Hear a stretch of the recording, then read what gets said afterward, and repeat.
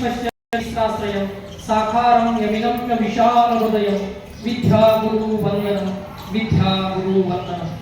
24 ಭಗವಾನರಿಗೆ ತ್ರಿವಾರ ನಮೋಸ್ತುಗಳನ್ನು ಸಲ್ಲಿಸುತ್ತಾ ಸಾಕ್ಷಾತ್ ವಿರಾಜಮಾನ ಪ್ರಾಸ್ಪೃಶ್ಯ ಮುನಿ ಮಹಾರಾಜರಲ್ಲಿ ತ್ರಿವಾರ ನಮೋಸ್ತುಗಳನ್ನು ಸಲ್ಲಿಸುತ್ತಾ ಧರ್ಮ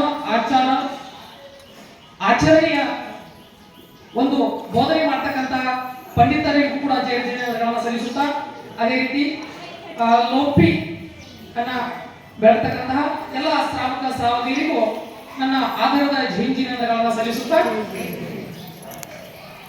ಇವತ್ತಿನ ದಿನ ಪಂಡಿತರ ಒಂದು ಅನುಮತಿ ಮೇರೆಗೆ ಹಾಗೆ ನಿಮ್ಮೆಲ್ಲರ ಅನುಮತಿ ಮೇರೆಗೆ ಈ ಒಂದು ಅಲ್ಪಜ್ಞಾನಿಯ ಕಲ್ಪನೆಗೆ ನೆಲುಕಿದಷ್ಟು ದಶಲಕ್ಷಣ ಪರ್ವಕ್ಕೆ ಸಂಬಂಧಿಸಿರತಕ್ಕಂತಹ 10 ಧರ್ಮವನ್ನು ಸಂಕ್ಷಿಪ್ತವಾಗಿ ವಿವರಣೆ ಮಾಡತಕ್ಕಂಥ ಒಂದು ಮಹತಾಶೆಯಿಂದ ಇಲ್ಲಿಗೆ ಬಂದಿದ್ದೇನೆ.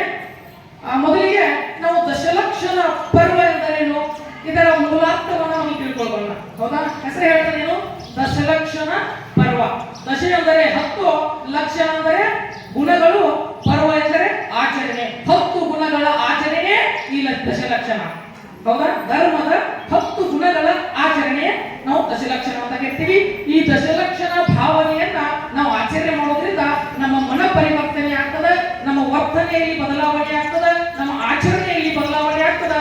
ಸಂಪೂರ್ಣವಾಗಿ ಒಂದು ಮೋಕ್ಷ ಪದದ ದಾರಿ ನಮಗೆ ಸಿಗ್ತದೆ ಅಂತಕ್ಕಂತಹ ಒಂದು ಭಾವನಾತ್ಮಕವಾಗಿ ಬರ್ತಕ್ಕಂಥ ಈ ಒಂದು ಪರ್ವ ಅತ್ಯಂತ ಮಹತ್ವಪೂರ್ಣವಾಗಿರ್ತಕ್ಕಂಥ ಈ ಪರ್ವವನ್ನು ನಮ್ಮ ಜೈನ ಧರ್ಮದೊಳಗಡೆ ಒಂದು ಬಹಳಷ್ಟು ವಿಜೃಂಭಣೆಯಿಂದ ಆಚರಣೆ ಮಾಡ್ತಕ್ಕಂಥ ಪರಂಪರೆಯನ್ನ ನಾವು ಹೊಂದಿದ್ದೀವಿ. ಹೌದಾ? ಒಂದು ಸಣ್ಣ ದೃಷ್ಟಾಂತದ ಮುಖಾಂತರವಾಗಿ ಈ ಪರ್ವದ ಒಂದು ವಿಶೇಷತೆಯನ್ನ ಹೇಳ್ತೀನಿ. ಒಂದು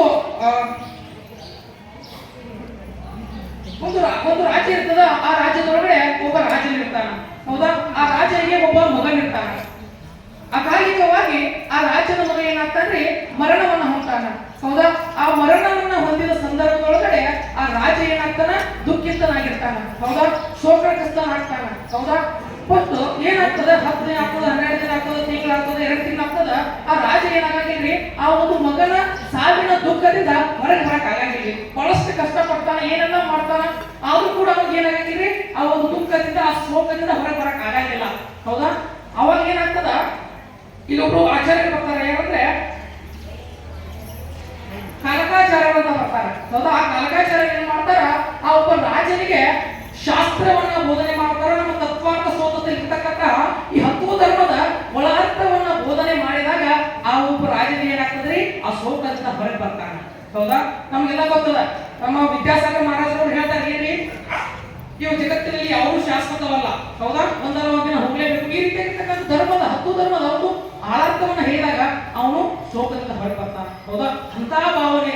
ಹೌದಾ? ಅಂತ ದಶಲಕ್ಷಣಗಳನ್ನ ನಾವಿಲ್ಲಿ ಬೆಳೆಸ್ತಾ ಇದ್ದೀವಿ. ಹೌದಾ? ಇವುಗಳಿಂದ ಸಂಪೂರ್ಣವಾಗಿ ನಾವು ಮೋಕ್ಷ ಮಾರ್ಗವನ್ನ ಪಡ್ಕೊಳ್ತೀವಿ ಅಂತ ಹೇಳ್ತಾ 10 ಧರ್ಮ ಯಾವ್ಯಾವ ಅಂದ್ರೆ ಎಲ್ಲರಿಗೂ ಗೊತ್ತಿದೆ ಈಗಾಗಲೇ. ಹೌದಾ? ನಿಮ್ಗಿಂತ ನಾನು ಅಲ್ಪಜ್ಞಾನಿ, ಆದ್ರೂ ಕೂಡ ಒಂದು ಸಣ್ಣ ಪ್ರಯತ್ನ ಮಾಡ್ತಾ ಇದ್ದೀನಿ. ಹೌದಾ?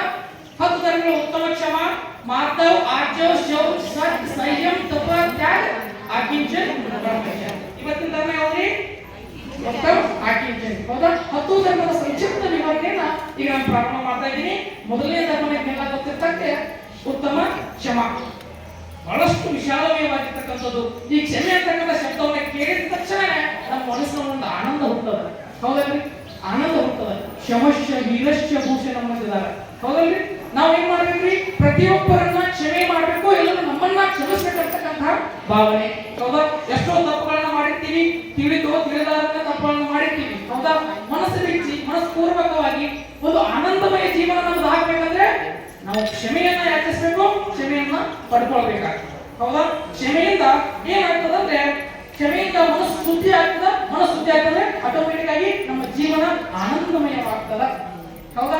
ದ್ವೇಷದಿಂದ ದ್ವೇಷಾತೀತ, ಕ್ರೋಧ, ಅಸೂಯೆ ರಹಿತವಾಗಿರ್ತಕ್ಕಂಥದ್ದು, ಪ್ರೀತಿ, ವಾತ್ಸಲ್ಯ, ನಂಬಿಕೆಗೊಳ್ಳುವಂತ ಜೀವನ ಮಹೋನ್ನತವಾದದ್ದು.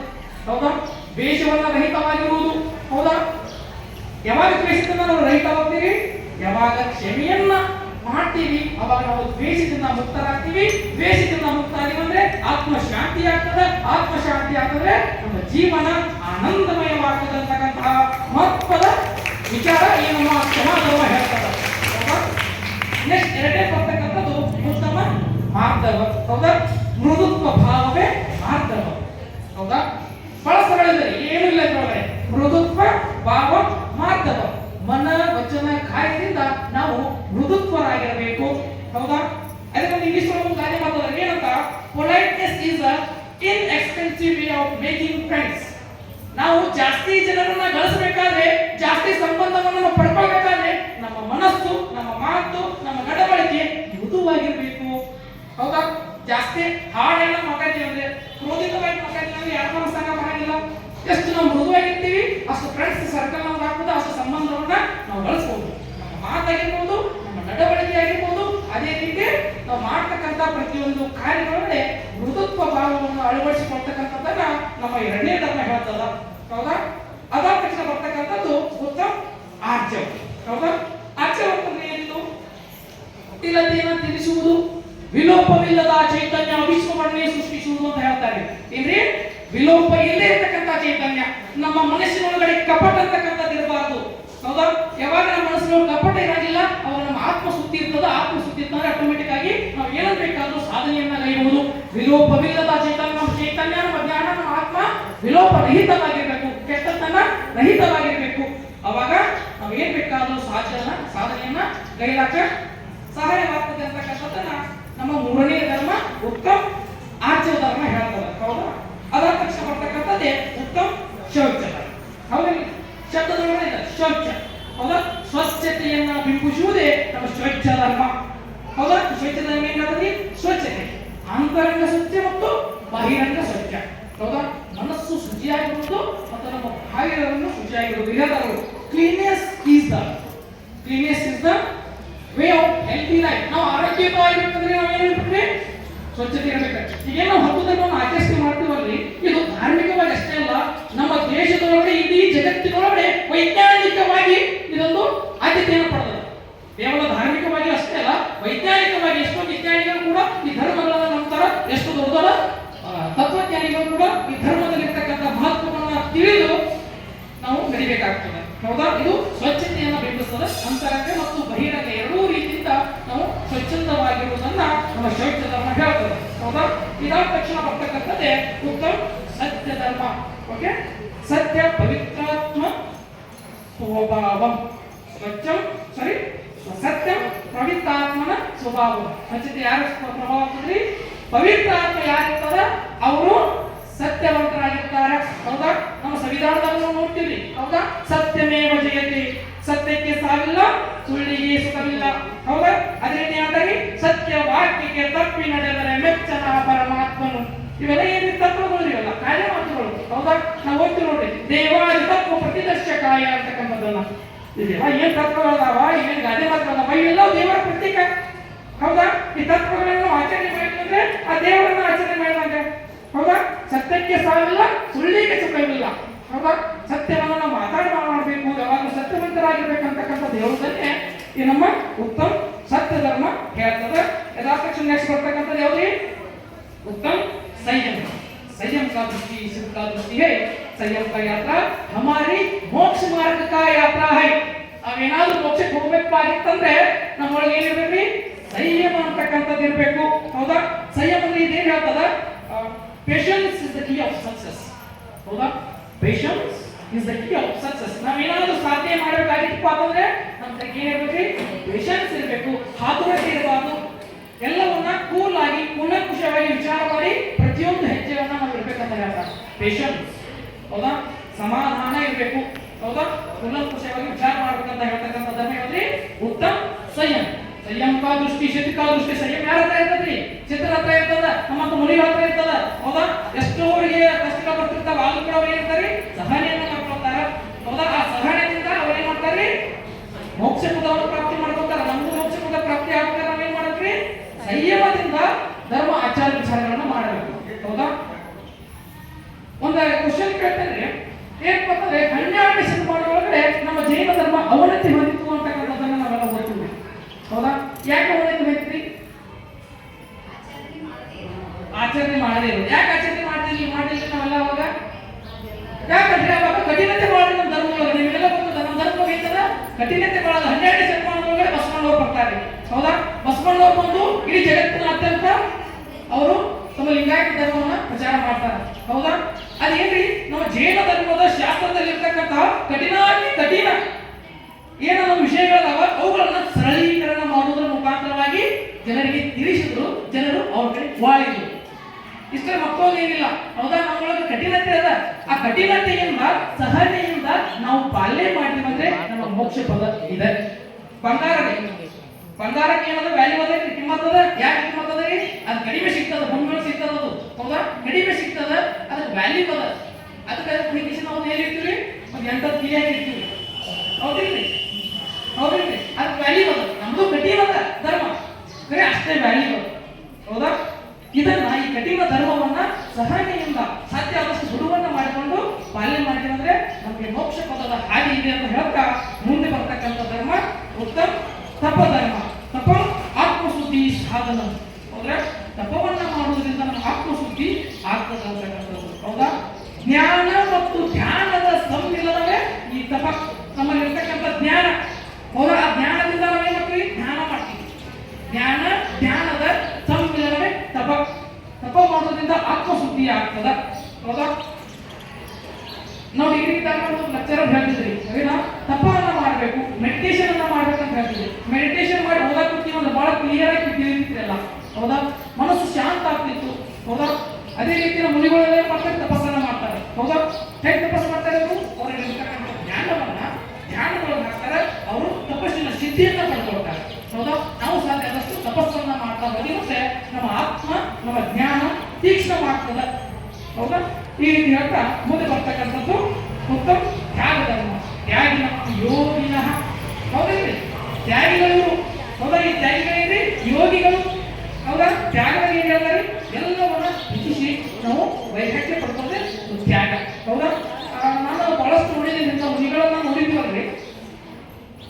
ಇಂಥ ಮುನಿಗಳು ಎಷ್ಟೋ ಜನ IAS ಆಫೀಸರ್ಗಳು, KAS ಆಫೀಸರ್ಗಳು, CA, ಎಷ್ಟು ದೊಡ್ಡ ದೊಡ್ಡ ಶ್ರೀಮಂತರು ಕೂಡ ತ್ಯಾಗಿಗಳಾಗಿದ್ದಾರೆ.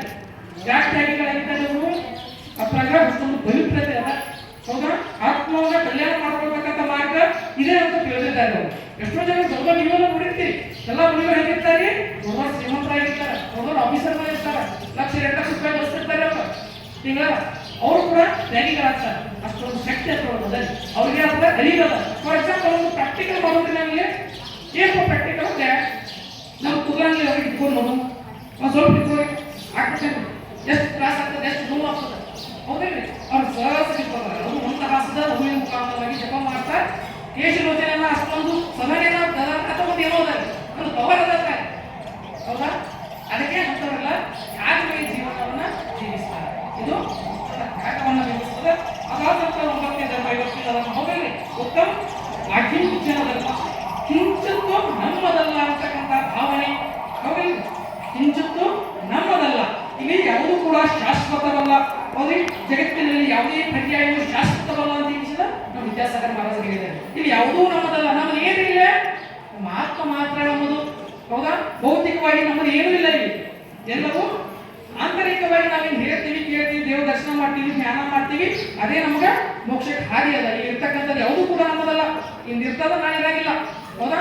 ಎಲ್ಲವೂ ನಿಷ್ಠೂರವಾಗಿರ್ತಕ್ಕಂಥ ಜಗತ್ತಿನೊಳಗಡೆ ನಾವಿದ್ದೀವಿ. ಇದರ ಪ್ರಯುಕ್ತವಾಗಿ ನಾವು ಆಚರಣೆ ಮಾಡೋದೇ ಇವತ್ತಿನ ಧರ್ಮ. ಅಣ್ಣ ಕಿಂಚಿತ್ತೂ ನಮ್ಮದಲ್ಲ.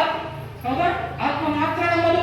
ಆತ್ಮ ಧರ್ಮವನ್ನೇ ನಂಬಬೇಕು. ಆತ್ಮ ಕಲ್ಯಾಣದ ದಾರಿ ಮುಂದೆ ನಮ್ಮ ಶಾಸ್ತ್ರಗಳು ಬೋಧಿಸ್ತಾವೆ. ಹೌದಾ? ಇದು ಇವತ್ತಿನ ಅಕಿಂಚನ ಧರ್ಮವನ್ನು ಬಿಂಬಿಸಿದ್ರೆ ನಂತರ ಬರ್ತಕ್ಕಂಥದ್ದೇ ಕೊನೆಯ ಧರ್ಮ.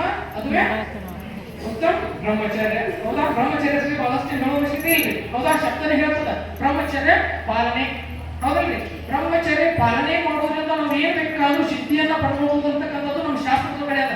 ಹೌದಾ? ಎಷ್ಟೋ ಮುನಿ ಮಹಾರಾಜರಾಗಿರ್ಬೋದು, ಎಷ್ಟೋ ತೀರ್ಥಕರಾಗಿರ್ಬೋದು, ತೀರ್ಥಕರ ಬಂಧವನ್ನು ಕಟ್ಕೋಬೇಕಾದ್ರೆ ಎಷ್ಟೋ ಜನ ಬ್ರಹ್ಮಚಾರಿಗಳು ಕೂಡ ಆಗಿರ್ತಾರೆ. ಅಷ್ಟೇ ಅಲ್ಲದೆ ವೈಜ್ಞಾನಿಕವಾಗಿ ನಮ್ಮ ವಿಜ್ಞಾನಿಗಳು ಹೇಳ್ತಾರೆ, ಏನೇ ನಾವು ಸಾಧನೆ ಮಾಡಬೇಕಾದ್ರು, ಏನೋ ಜಾಬ್ ಹಿಡಿಬೇಕಂದ್ರು, ಹೌದಾ, ಏನೋ ವಿಶೇಷತೆಯನ್ನು ನಾವು ಸಮಾಜದೊಳಗೆ ಕ್ರಿಯೇಟ್ ಮಾಡಬೇಕಂದ್ರು ನಾವು ಬ್ರಹ್ಮಚರ್ಯ ಇದ್ದಾಗ ಮಾತ್ರ ಸಾಧ್ಯದ. ಬದಿಗಳ ತರ ನಮ್ಗೆ ನಮ್ಮ ಸಾಧನೆಗಳನ್ನ ಮಾಡಕ್ಕಾಗಂಗಿಲ್ಲ ಅಂತ ದೇಶದ ವೈಜ್ಞಾನಿಕವಾಗಿ ನಿರೂಪಣೆ ಆಗಿರ್ತಕ್ಕಂಥದ್ದು. ಹೌದಾ? 10 ಧರ್ಮವು ಕೂಡ ಕೇವಲ ಧಾರ್ಮಿಕವಾಗಿ ಅಷ್ಟೇ ಅಲ್ಲ, ವೈಜ್ಞಾನಿಕವಾಗಿ ಕೂಡ ಅದಕ್ಕೆ ಹಿನ್ನೆಲೆ ಇದೆ ಅಂತಕ್ಕಂಥದ್ದು ನಮ್ಮ ಒಂದು ಹೆಮ್ಮೆ. ಹೌದಾ? ಇಷ್ಟೆಲ್ಲವೂ ಸಂಕ್ಷಿಪ್ತವಾಗಿರ್ತಕ್ಕಂತಹ ದಶಲಕ್ಷಣ ವಿವರಣೆಯನ್ನ ನಿಮಗೆಲ್ಲ ತಿಳಿಸ್ತಕ್ಕಂಥ ಒಂದು ಪ್ರಯತ್ನ ಮಾಡಿದ್ದೀನಿ. ಅದರಲ್ಲಿ ಕೊನೆಯದಾಗಿ ಹೀಗಾಗಿ ನಾನು ಎಲ್ಲೇ ಸಾಮಾಜಿಕವಾಗಿರಲಿ, ಧಾರ್ಮಿಕವಾಗಿರಲಿ ಅಥವಾ ಒಂದು ಶೈಕ್ಷಣಿಕವಾಗಿರಲಿ ಎಲ್ಲೇ ಒಂದು ಸ್ಪೀಚ್ ಮಾಡಿದಾಗ ಕೊನೆಯಲ್ಲಿ ಒಂದು ಮಾತು ಹೇಳ್ತೇನೆ. ಹೌದಾ? ಅದನ್ನು ಕೂಡ ನಾನು ಇಲ್ಲಿ ವ್ಯಕ್ತ ಮಾಡಬೇಕಂತ ಬಯಸ್ತೀನಿ. ಏನಪ್ಪಾ ಅಂತಂದ್ರೆ, ಯಾವ ರೀತಿ ನಮ್ಮ ಹಿರಿಯರು, ಹೌದಾ, ಯಾವ ರೀತಿ ನಮ್ಮ ಹಿರಿಯರು ತಾವು ಮಾಡಿದ ಆಸ್ತಿ ಪಾಸ್ತಿ ಮನೆ ಮಠಗಳನ್ನ ನಮಗೆ ಬಿಟ್ಟು ಹೋಗಿರುತ್ತಾರೆ. ಹೌದಲ್ರಿ? ಹೌದಾ? ಅದೇ ರೀತಿ ಅದೇ ನಮ್ಮ ಹಿರಿಯರು ತಾವು ಮಾಡಿದ ಧರ್ಮ, ಆಚಾರ, ವಿಚಾರ, ಸಂಸ್ಕೃತಿಯನ್ನು ಕೂಡ ತಿಳಿಸಿ ಬಿಟ್ಟು ಹೋಗಿರುತ್ತಾರೆ. ಬಟ್ ನಾವೇನ್ ಮಾಡ್ತೀವಿ? ಅವ್ರು ಬಿಟ್ಟು ಹೋಗಿರ್ತಕ್ಕಂಥ ಆಸ್ತಿಯನ್ನ ಬಳಸ್ತೀವಿ, ಅದನ್ನ ದುಡಿತೀವಿ, ಅದನ್ನ ವೃದ್ಧಿ ಮಾಡ್ತೀವಿ. ಬಟ್ ಅವ್ರು ಹೇಳ್ಕೊಟ್ಟಿರ್ತಕ್ಕಂಥ ಆಚಾರ ವಿಚಾರವನ್ನ ಬಿಡ್ತಾ ಬರ್ತಾ ಇದ್ದೀವಿ. ಹೌದಾ? ಯಾವ ರೀತಿ ಅವ್ರು ಬಿಟ್ಟಿರ್ತಕ್ಕಂಥ ಆಸ್ತಿ